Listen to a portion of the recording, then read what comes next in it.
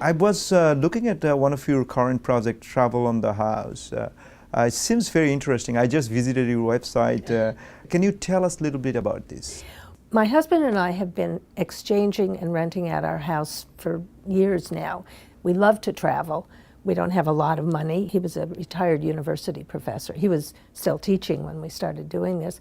And we wanted to go places, and we wanted to go places and spend some time there. So the way that we were able to do that is to subsidize our traveling, all of those costs by, either renting out the house or exchanging, so we didn't have all those lodging expenses, or we had something to help pay. Here in New York, our house has been rented for the 2 months that we've been here, and that helps pay for the apartment that we rent here.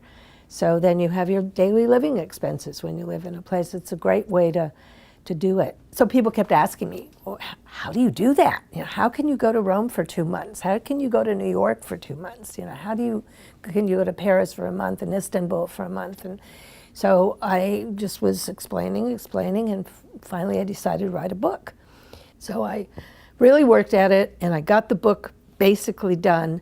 And then I thought, what am I going to do with this book? I didn't really want to hand it over to a publisher who would just want to make a lot of changes and then not market it, and it would sit there. And then my son, who is he has an MBA in marketing, and he does digital, web-based things. He helps people set up their companies, and for the focus on websites, he says, well, why don't you just put it on a website? He says it's just as easy as doing a blog.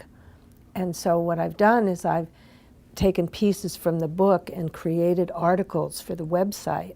So it's more than a blog, it's articles. And this has been one of the biggest learning experiences of my life.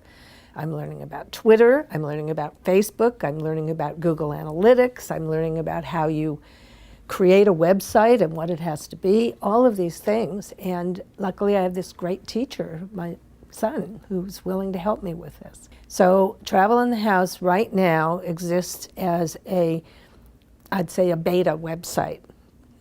And it's still in progress. There's still a lot of things to do, but I've had people like you visit it, give me feedback and that sort of thing. I want there to be a community where people share stories and experiences. I want to start a section where people can do guest articles.